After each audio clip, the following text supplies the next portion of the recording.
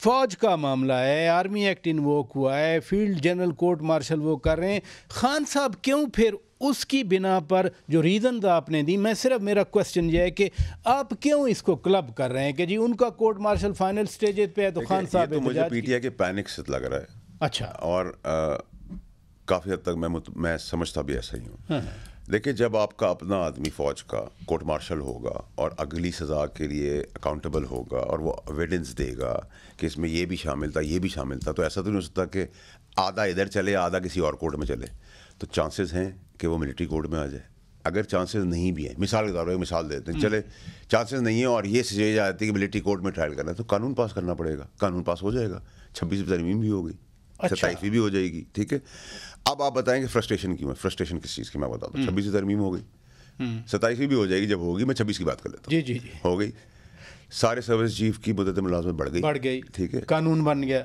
Courts کی settlement ہو گئی، جو ججوں نے بننا تھا، آئینی بینچ بن گیا، نئے چیف جسٹس بن گئے. کانگریس نے لیٹر لکھ دیا، یو کے لیٹر لکھ دیا، حاصل حقوق 0,0,0,0. تو فرسٹریشن تو ہوگی. پھر خان صاحب کو یہ بھی سمجھ میں آ رہی ہے کہ سب کو مراد، سب کو ریلیف مل رہا ہے، مجھے نہیں مل رہا. اگر خان صاحب کے اوپر ایف آئی آر ہے تو ایسا کیسے ہوتا ہے کہ بیگم صاحب کے اوپر ایک اور ایف آئی آر نہیں کٹی ہو سکتی تھی نا. کیوں؟ سوال یہ ہونا چاہیے. میں نے کہا تھا آپ کو پہلے وقت سے پہلے کہ پروٹوکال سے وہ نکلے گی، کوئی ہڈن ایف آئی آر نہیں، ان کو اریسٹ نہیں کرے گا. پھر وہ جائیں گی سیاست کریں گی، پھر خان صاحب ان کو اجازت دیں گے، بہنوں کو پیچھے کریں گے. ایسا ہو رہا ہے نا.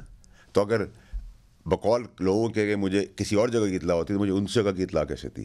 تو اس کا مطلب یہ ہے کہ جو میں نے کہا وہ ایگزیکٹلی اسی فریم میں ہو رہا ہے. تو اس کا مطلب جو آپ نے وعدے کیے ہیں ڈیلیور کرنے کے، وہ اگر ڈیلیور نہیں ہوئے، جو عمران خان صاحب کے لوگ کمپرومائز ہیں، تو پھر ان کے لیے ہاؤس اریسٹ، جیلیں، کیسز، مت جیل سب کھل سکتی ہیں.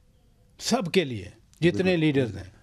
لیڈر تو ہے ہی نہیں نا کوئی بھی. 5 پارٹیاں چھوڑے ہوئے کفن پوش بنے ہوئے ہیں، وہ لوگوں کو ان کی ہسٹری نہیں پتہ. کیا مذاق کر رہے ہیں؟ آپ نے کہا کہ خان صاحب اپنی بہنوں کو پیچھے کر کے بیگم صاحبہ کے ذریعے سیاست نہیں، لیکن علیمہ خان تو روزانہ ہمیں اڈیالہ کے سامنے وہ پریس ٹاک کرتی ہیں. آج آپ نے شاید 24 نومبر کی پہلی کال کی بات بھی علیمہ خان صاحبہ نے کی نا. کہ پھر میں کیسے یہ سمجھوں کہ ان کے اندر لڑائی ہے؟ جو کہا جاتا ہے گروپس بنے ہوئے ہیں جی، پی ٹی آئی میں اتنے گروپس بن گئے، خان کے نیچے تو سب اکٹھے ہیں نا. میں بتا دوں، دیکھیں جو خان صاحب کا ووٹر سپورٹر ہے وہ خان کو مانتا ہے، کسی اور کو نہیں مانتا. جی. ٹھیک ہے. اور روایتی پارٹی ہماری تھی نہیں، میں تو اب اس کا حصہ نہیں ہوں. ٹھیک ہے. وہ بھی ایکسیپٹیبلٹی ہمارے اندر نہیں ہے کہ کسی کو حکمرانی کو مان لیں، نوکروں کی طرح کھڑا ہو جائے.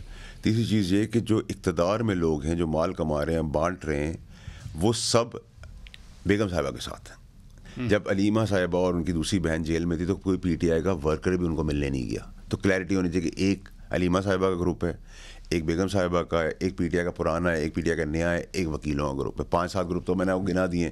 اب جو بیگم صاحبہ کام کر رہی ہیں، جو ٹاسکنگ ہے اس کے حساب سے وہ فردر ڈیوائڈ کر دیں گی پارٹی کو، اور ٹکٹ پکڑائیں گے. اور پی ٹی آئی کے لوگ بولنا شروع ہو گئے ہیں کہ ہم کسی کی بات نہیں سنیں گے، ہم روایتی سیاستدان نہیں ہیں، ہم سیاسی پارٹی ہیں، ہم پہ کوئی حکمرانی نہیں کر سکتا. ہم پہ ہماری آئیڈیالوجی کے اندر، جب تک میں پی ٹی آئی میں تھا، اب تو چینج ہوگی ساری آئیڈیالوجی، خان صاحب ساری چیزیں بھول گئے.